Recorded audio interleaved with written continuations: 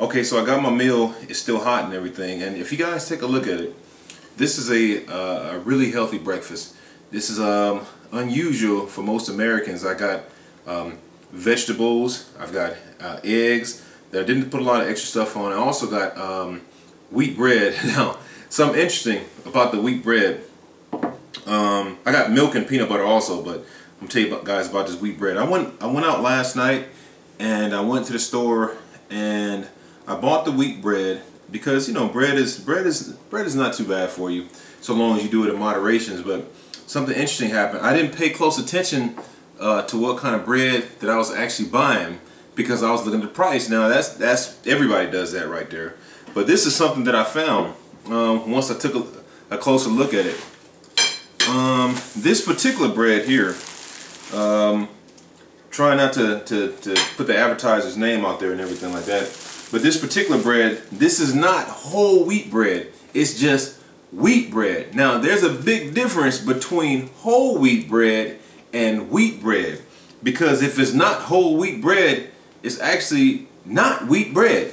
Now, if you come over here, take a look at this right here.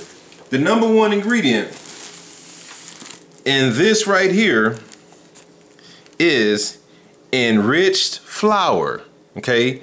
Enriched flour. Wheat bread, the number one ingredient in wheat bread is not enriched flour. So basically what this is right here is basically white bread that looks like wheat bread. So you have to be careful when you're buying your breads and things like that. Make sure when you buy bread it's whole wheat bread. They got a few different varieties of wheat breads and things like that, but you can't go wrong with whole wheat bread. It's going to be much better for your digestive system, and it's also going to give you energy a little bit slower, as it's a little bit lower on the glycemic index than white bread is. So that's why you always want to basically go with wheat bread. So now let me explain to you guys everything that I got here. I've got the 4 whole eggs with 2 egg whites. I got 2 slices of wheat bread. I got roughly about that's probably about 2 tablespoons of peanut butter. This is a good fat. Okay, this peanut butter is really good fat. And I also got whole milk. Yeah, whole milk. I didn't go with 2% on this one right here because I want the extra fats and things like that. This is going to make me feel full, which will help fight some of those desires to binge eat late at night. Yes, I like to eat food just like everybody else does. But what I'm doing right now is, today is Monday. On Monday and Tuesday, I'm going to eat a low calorie day. Wednesday is going to be a normal calorie day. And then Thursday and Friday is going to be low calorie again. On Saturday, I might cheat a little bit because you got to treat yourself and things like that. And then Sunday is going to be a normal calorie day. If you listen to it, what I'm doing is zigzagging my calorie count. Zigzagging my calorie count just a little bit so my body doesn't become used to eating lower calories and resets itself. I don't want it to do that. So that's something you can apply to your own life. If you want to trim down, zigzagging is a good way to do it. Don't just all of a sudden go on a diet where you're only eating, you know, a cracker and half a cup of water every day. No, that's not going to work for you. What you're going to do is your body's going to go into starvation mode, and you're not going to trim down anything. Your body's going to stop. And basically, what's going to happen is you're going to get fat. Okay, you're going to eat a lot less calories, and you're going to get fat. Crazy as that sounds, that's what's going to happen. So let me go ahead and consume this meal right here. I've explained a little bit about nutrition. Oh, one other thing. Something I forgot. Very important right here.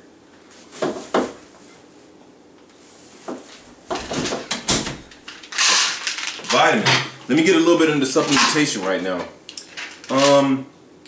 A lot of manufacturers will sell you or try to convince you to buy a lot of products that you really don't need. But one supplement that I do recommend is a good multivitamin. Okay, the reason why I recommend a good multivitamin for anybody, not just for somebody exercising, is because a good multivitamin is going to give you the vitamins and minerals and things like that that your body needs. The foods that we eat nowadays, being that they're produced in mass quantities, a lot of the natural vitamins and minerals that they would have are actually stripped away. Also through preparation of them. So these foods that we eat now aren't as healthy as they would be if we didn't mass produce them. especially the meats that we eat. So that being said, a good way to combat that is to make sure you're always taking a good multivitamin, because if your body is missing any one of these vitamins or minerals, it's not going to function at peak capacity. So a good multivitamin is a good way to go. And also, I also recommend a good vitamin, a good omega-3 fatty acid supplement.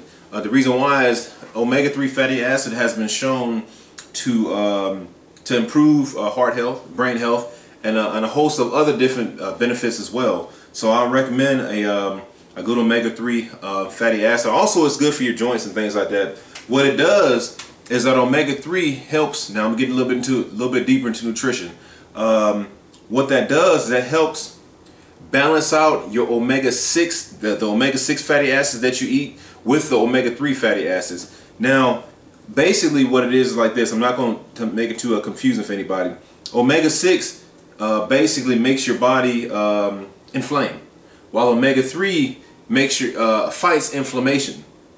So if you have a good balance of omega-6 along with omega-3, well then your health is going to be better. As far as I'm concerned, I think your omega-3 should be just a little bit higher than your omega-6s, as arthritis and things like that are so prevalent in the United States today. As we age, the joints just wear down. That's just the way it is, because they don't have a supply of blood.